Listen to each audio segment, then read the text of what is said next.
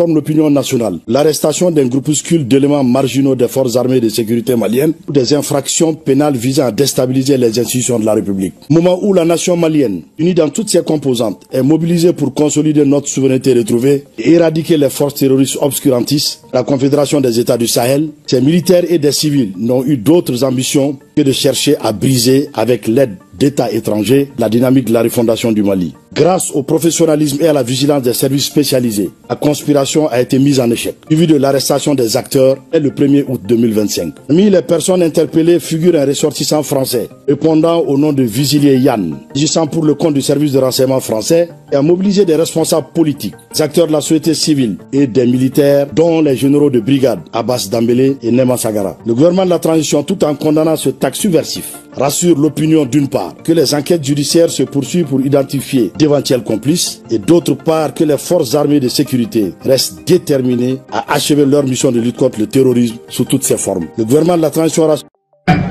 Il s'appelle Thiam. Or, quand tu dis que le Sénégal, pour venir en Côte d'Ivoire, tu dois sauter d'abord un pays. Ça lui, il ne peut pas mentir que lui et nous, on a la même frontière. C'est faux. Son papa est sénégalais, sa maman est sénégalaise. Tout simplement parce qu'il a été adopté par Oufé-Boye, il a vécu chez lui. Contre la Dada, t'as bien vu pour le Séibert.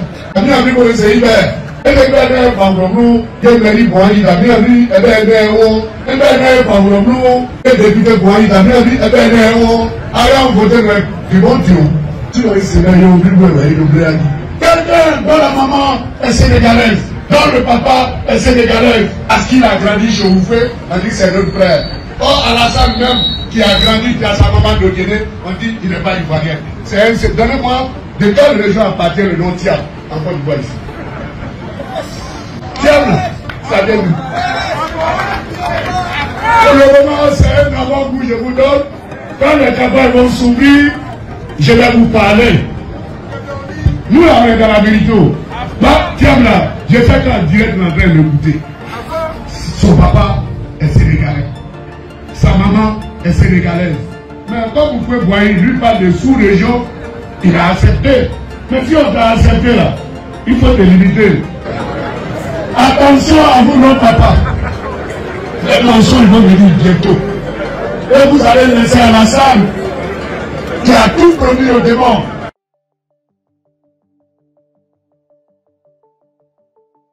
La deuxième journée du Forum du Grand Ouest pour la paix qui se déroule à Guiglo a été marquée par une intervention poignante de Charles Blégoudet, président du COJEP, venu livrer un message fort de paix et de réconciliation dans une région profondément marquée par les crises passées.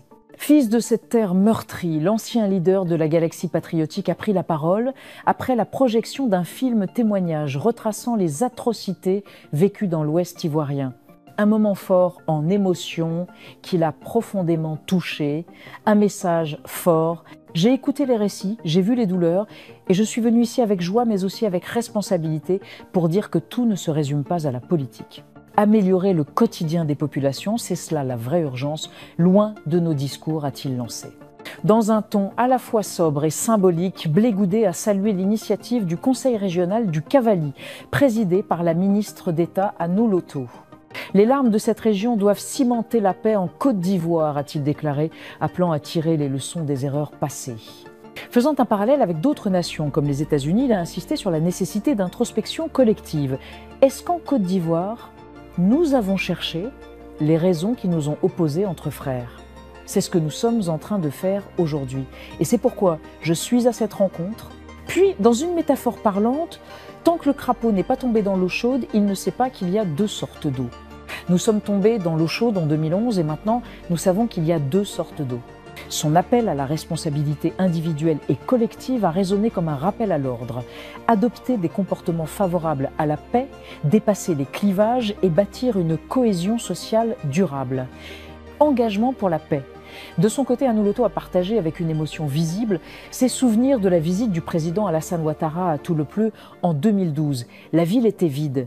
Le président, ému, m'a confié la mission de tout faire pour faire revenir les populations. A-t-elle confié?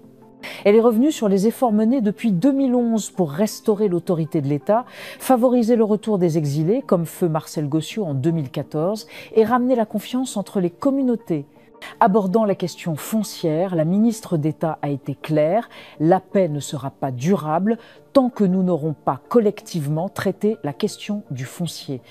Elle a exprimé son soutien à l'AFOR, Agence foncière rurale, soulignant l'importance de la sensibilisation, du dialogue et de l'encadrement par l'État. Elle a exhorté les chefs traditionnels à guider leur population vers la sécurisation juridique des terres afin de prévenir les conflits.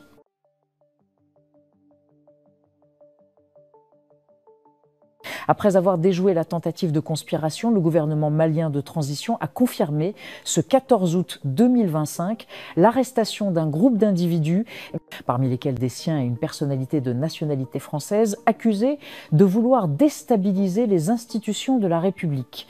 Sur les antennes de l'ORTM, le gouvernement de Bamako a informé l'opinion nationale de l'interpellation depuis le 1er août 2025 d'un groupuscule composé de membres marginaux des forces de sécurité maliennes engagés dans des activités illégales visant à déstabiliser la République.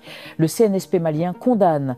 Les autorités dénoncent l'implication d'États étrangers et évoquent des forces terroristes obscurantistes essayant de briser la dynamique de refondation politique du Mali. C'est grâce à la vigilance et au professionnalisme des services spécialisés que ce complot a pu être déjoué, mettant ainsi en échec les desseins de ses auteurs. Parmi les personnes arrêtées figure une ressortissante française répondant au nom de Yann, présentée comme un agent des services de renseignement français. Cette personne serait à l'origine du rassemblement de responsables politiques, acteurs de la société civile, mais aussi de militaires, notamment les généraux de brigade Abbas Dembélé et Nema Sagara, autour de ce complot. Le gouvernement, tout en condamnant fermement cette tentative, assure que la justice poursuit ses investigations afin d'identifier d'éventuels complices, en particulier des éléments d'origine étrangère. Il rappelle également que les forces armées et de sécurité restent pleinement engagées dans leur mission de lutte contre le terrorisme sous toutes ses formes, afin de préserver l'intégrité territoriale et la sécurité de la population. Le communiqué insiste sur le fait que la situation est totalement sous contrôle et invite la population malienne au calme. Il appelle à une vigilance collective contre les tentatives désespérées de déstabilisation qui, selon les autorités, échoueront toujours face à la détermination des institutions nationales. Un contexte de fragilité politique et sécuritaire.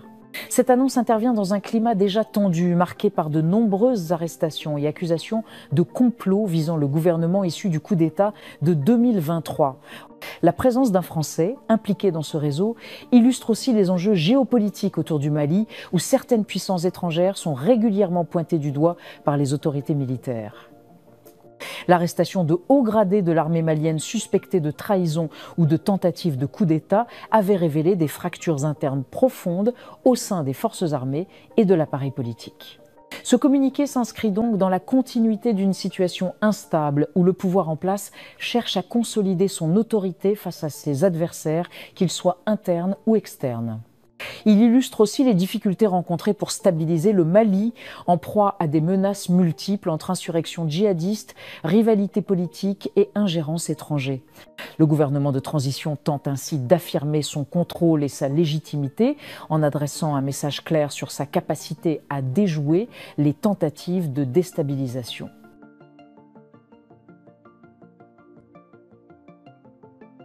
Accusé de propos xénophobes contre Tidjane Thiam, le ministre Célestin Seredo ne peut être poursuivi, a précisé le procureur, invoquant l'absence de texte permettant de juger un ministre en fonction. L'affaire des propositions controversées du ministre délégué aux Affaires maritimes Célestin Seredo visant le président du PDCI-RDA, Tidjane Thiam, continue d'alimenter le débat public. Alors que plusieurs personnes ont récemment été interpellées pour injures au chef de l'État et offenses aux institutions, les présidents de partis pas concernés. Ce jeudi 14 août 2025, lors de la 39e session de l'Académie organisée par l'Autorité nationale de la presse, un abrégé ANP, à la Maison de la presse d'Abidjan, le procureur de la République près le tribunal de première instance d'Abidjan, Brahman Koné, a tenu à clarifier le cadre juridique applicable. Pour être clair, il n'y a pas de texte qui permet de perdurer un ministre en fonction, a affirmé le magistrat. Mais on peut conserver un ancien ministre pour des propos tenus lorsqu'il était en fonction selon la loi de 2005, a-t-il ajouté. En Côte d'Ivoire, la loi sur la liberté de la presse comporte des dispositions spécifiques concernant l'offense aux institutions de la République, notamment le président de la République. a rappelé le procureur. Cela ne concerne nullement le président d'un parti politique, a-t-il précisé, une vidéo devenue virale. Les propositions incriminées ont été tenues le 8 février dernier à Takourablé, dans la région du Guémont, lors d'une cérémonie de dons. Dans une vidéo largement relayée sur les réseaux sociaux, Célestin Seredo a rencontré en cause l'ivoirité de Tidjane Thiam, l'accusant d'être d'origine sénégalaise par ses deux parents. Il s'appelle Thiam. Quand tu quittes le Sénégal pour venir en Côte d'Ivoire, tu vas sauter d'abord un pays. Son papa est sénégalais, sa maman est sénégalaise. Sur 10, c'est notre frère, ou Alassane Ouattara, même qui a sa maman qui est d'Odiéné, on dit il n'est pas ivoirien. Donnez-moi de quelle région appartient le nom Thiam, a notamment déclaré le ministre. Ces déclarations ont poussé le Dr Ousmane Cherif, membre de la JPDCI, à saisir la justice pour incitation à la haine identitaire. Il s'appuie sur les dispositions du Code pénal réprimant les propositions discriminatoires ou à caractère xénophobe. Pour l'heure, aucune suite judiciaire n'a été engagée contre le ministre, protégé par son statut. Le gouvernement, par la voix de son porte-parole, Amadou Coulibaly, a déclaré le 27 février ne pas avoir eu connaissance officielle de ces propos et n'a émis aucune condamnation.